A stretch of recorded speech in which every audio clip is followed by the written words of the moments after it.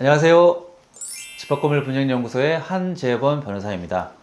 혹시 아파트나 상가 건물에 이렇게 살면서 이건 좀 이상한데 하고 생각했던 적 있나요? 뭐 예를 들어서 관리비를 3개월 연체하면 주차장 이용을 금지한다. 뭐 또는 애완동물은 절대 키울 수 없다. 뭐 이런 식의 규정인 거죠. 이런 규정들이 과연 법적으로 유효할까요? 오늘은 이런 의문에 대한 답을 한번 찾아볼까 해요. 보통 집합건물 구분 소유자나 관리인분들은 기존에 있는 관리 규약에 뭐 어련하게 적법하게 만들어졌겠거니 이렇게 생각을 하고 전부 유효하다고 이렇게 판단하는 분들이 많이 있어요. 그렇지만 법원의 생각은 다르죠. 자, 어떤 경우에 관리 규약이 무효가 될까요? 이 관리 규약이 무효가 되는 가장 명확한 경우는 바로 강행법규를 위반했을 때입니다.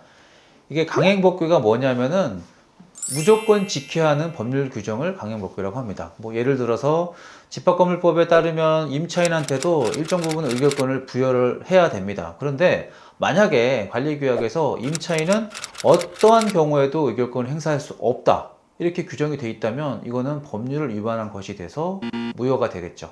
두 번째로는 관리규약 무효가 되는 경우는 구분 소유자의 권리를 과도하게 침해할 때입니다. 뭐 예를 들어서 모든 구분 소유자는 매달 관리인의 집 청소를 해야 한다, 이런 규정이 있다고 한번 쳐봅시다. 말도 안 되죠. 그런데 이런 규정은 구분 소유자들의 권리를 지나치게 제한하는 것이기 때문에 무효가 됩니다. 실제 사례도 있었어요. 대법원에서는 상가 건물의 관리인에게 각 구분 소유자들의 반대에도 불구하고 이 전유 부분을 마음대로 임대할 수 있는 권한을 부여하는 이런 관리 규약을 무효로 판단한 적이 있어요. 이게 구분 소유자들의 재산권을 과도하게 침해한다고 본 거죠.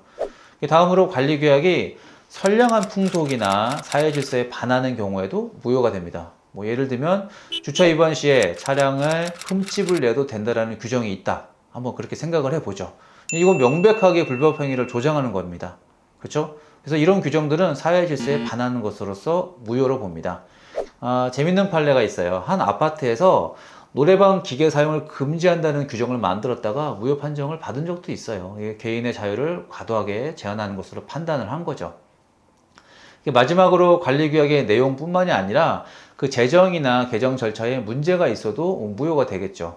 집합건물법에 따르면 관리규약을 제정이나 변경할 때에는 구분 소유자하고 의결권의 각 4분의 3 이상의 동의를 받아야 돼요. 만약에 이 절차를 거치지 않고 관리규약을 만들거나 바꾸면 그 규약은 무효가 되겠죠. 여기서 한 가지 주의할 점이 있어요.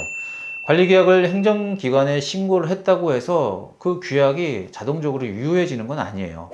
법원의 판결을 보더라도 관리규약을 행정청에 신고하고 별다른 시정 조치가 없다고 해서 그 관리규약이 당연하게 적법하다고 볼 수는 없다, 이렇게 판단을 했습니다. 신고 여부와 상관없이 관리규약의 내용 자체가 법에 맞아야 된다, 이렇게 본 거죠. 그래서 이 점들은 많은 분들이 오해를 좀 하고 있어요. 그래서 행정기관에 신고했다고 해서 안심하지 마시고 규약의 내용이나 절차가 적법한지를 별도로 꼭 확인을 하시기 바랍니다. 지금까지 집합건물 관리규약이 무효가 되는 경우를 한번 살펴봤습니다. 관리규약은 우리들의 일상생활과 밀접한 관련이 있죠. 그래서 그만큼 그 내용이 적법한지 꼭 확인해 볼 필요가 있겠습니다. 다음에 또 유익한 법률 이야기로 찾아뵙겠습니다. 감사합니다.